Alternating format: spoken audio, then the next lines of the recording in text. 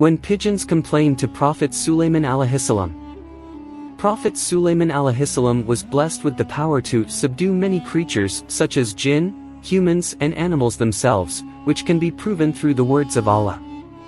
And gathered for Sulaiman his army of jinn, humans and birds and arranged them in an orderly manner, in rows. Quran Surah An-Naml verse 17. At the time of Prophet Sulaiman Alaihissalam, there lived a man who had a big tree next to his house.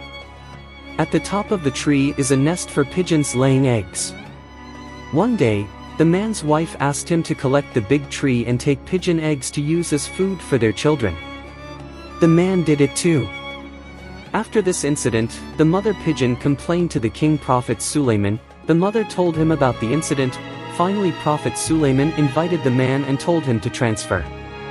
The man promised Prophet Solomon not to repeat his actions again.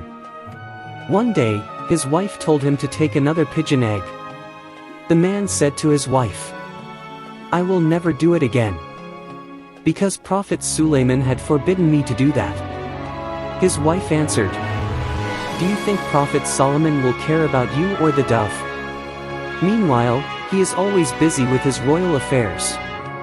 His wife never stopped persuading him to want to do it again. Until finally he was persuaded too. As usual he climbed the big tree and took another pigeon egg. The mother pigeon complained again to Prophet Sulaiman. Prophet Solomon became angry because of this. Then he summoned two genies, one from the east and the other from the west. Both of them were asked to look after the tree by His Majesty the Prophet Sulaiman Alaihissalam. Take care of that big tree. And when the man repeated his action of taking the pigeon's egg, grabbed his legs and threw him down from the tree.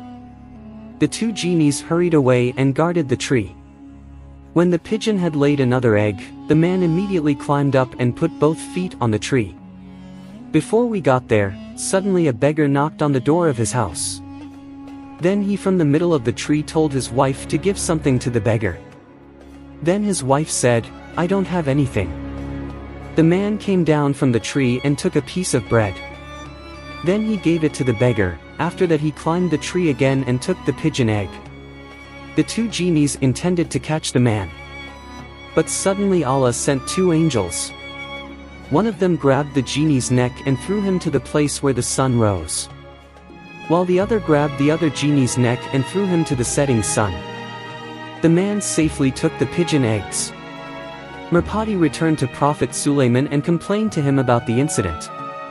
Prophet Solomon became increasingly angry. Then he called the two genies who were given the task of guarding the tree. Prophet Solomon said to the two jinn, "You two have betrayed me." The two genies told them what had happened. Knowing that this was the plan of the Maha Director Allah Subhanahu wa Ta'ala, Prophet Solomon could not do anything. From the history above, the servant's mistakes have been repeated repeatedly, just because what he gave in charity, even just a piece of bread, has proven the hadith. Indeed, charity truly extinguishes Allah's wrath and prevents a bad death, and becomes a repellent for the perpetrator. Hadith history of Tirmidhi. The Prophet advised that alms can ward off balak, danger. Hurry up and give alms, because indeed a disaster cannot pass through alms. Hadith history of Tabrani. Alms not only avoids disasters, but disasters will not pass if there are people who give alms. We really can't be sure which charity and what kind of charity can avoid it. However, we can do this almsgiving so that the slightest disaster does not pass us by. But sometimes, disaster tests will still come to us, not because Allah doesn't love us and doesn't value our alms.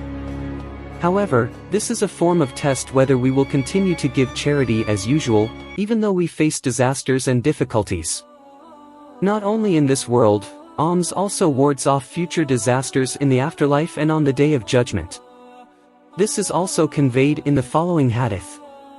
The shelter for a believer on the Day of Resurrection is his alms. Hadith history of Ahmad.